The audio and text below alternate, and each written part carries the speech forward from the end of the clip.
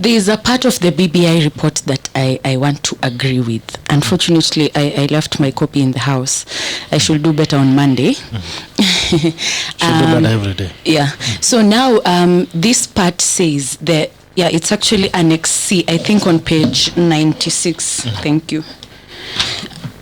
Administrative measures, and it says, what will it take for the proposed changes to be realized administratively? And number one is committed public officers. The other thing is what impedes the implementation of administrative action, negative attitude, systems that are created to fail, and inadequate funding. Now, I think in the entire BBI report, although I have not finished reading it yet, but I think in the entire BBI report, it's only page 96, 97 to 99 that are actually capturing the issues that will impede any good thing in this country from happening. And I really wish our leaders would focus on that. Because one, we don't have committed public officers. If the BBI report had come with a roadmap on how to increase the commitment of our public officers, I would be supporting it. But it does not. The problem is not the law. The problem is not the provision. The problem is not the Kenyans. The problem is the lack of the political goodwill to do anything that is pro-Wanjiku. And today I want to tell Kenyans, anytime a politician tells you that something is good for you, trust you me, it's never going to be implemented if it's really good for you. And if they tell you it's good for you, just know that it's not good for you, it's good for them.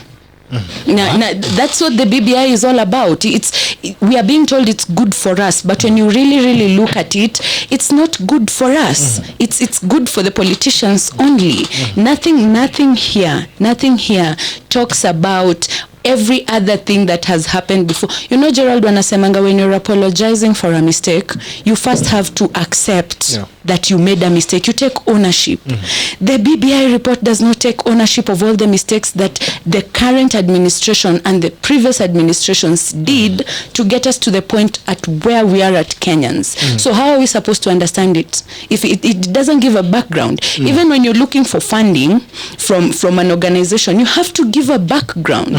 You have to. The BBI report does not give us a background. The only thing that they have really focused on is the divisive election and the post-election violence that we have, which we all know, and it doesn't come from us.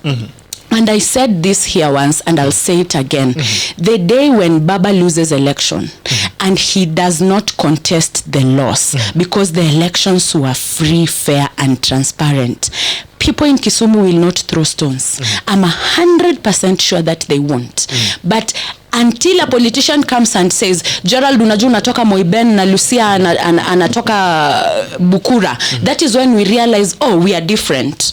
But the rest of the time, for 4 years and a few months, we are okay as Kenyans. It is until the election campaigns come around, ndio tuna realize, kumbe na kuanga Mluya na ule na kuanga Mjaluo na huyu na kuanga Mkikuyu na Gerald ni Mkale. You know, it's stupid. We don't need the BBI report. I'd just tell our political leaders to shove it up their asses and consume it from somewhere, because apparently they cannot consume it from their heads downwards. All right.